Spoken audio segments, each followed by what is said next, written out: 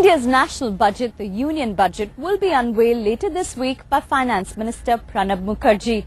This is a crucial budget for India, coming at a particularly difficult time. The economy is going through a bumpy and uncertain patch. The government's popularity is sliding. With next year's budget coming in a pre-election year, could now be the time to make tough decisions and deliver a bold budget.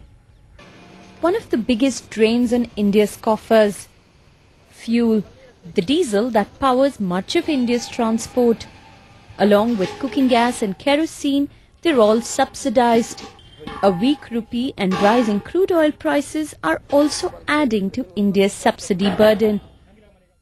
Over the current financial year, India is expected to have spent the equivalent of 2.5% of the national output on subsidies alone, the most in 10 years. The government has struggled to rein in the fiscal deficit. In the last budget, Finance Minister Praveen Mukherjee pledged to reduce the deficit to 4.6% of GDP. But in the 10 months to January, that target had already been breached. India's fiscal deficit is one of the highest among emerging markets. In the year ahead too, balancing the books will be the tough task. On one hand, expenditure is rising, and on the other, revenues are taking a knock with slower economic growth. Some are worried that the government is spending more than it can afford. Instead of looking just at the revenue augmentation part, there needs to be serious thought about cutting back on expenditure.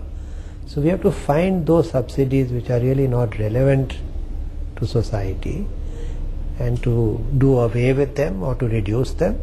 And secondly, there are many subsidies which inadvertently are also benefiting sectors of society which don't need subsidies. And that too needs to be analyzed and done away with. So what can the government do to boost revenues? One way is the disinvestment of state-owned assets.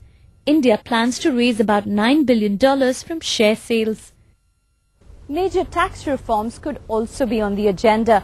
A new direct tax code and a uniform goods and services tax have been in the works for some time now. Excise duties and service tax could be hiked to roll back the stimulus that was launched to tackle the 2008 financial crisis. Could these new policies give the finance minister space to tackle new expenditure? First, to my mind, is this whole issue around power and coal. Because if you don't have power, and for that the coal linkages, we fundamentally cannot drive industrial growth. That to me is primary. This whole, for the next kind of wave of agricultural productivity is absolutely critical. The next generation of financial sector reforms around insurance, around pension, around the new license of banking and set of things that we really need to push that to be able to deepen and broaden our financial markets. I think the task at hand is to how do you improve the reputation and then attract investments to come in India. For example, if you look at the MNC ecosystem, you have a bunch of companies wanting to come to India to start investing in R&D or market realization. How do you then create an enabling environment? How do you provide them ease of business? How do you then, for example, help them, get some tax benefits or R&D credits for doing work in India?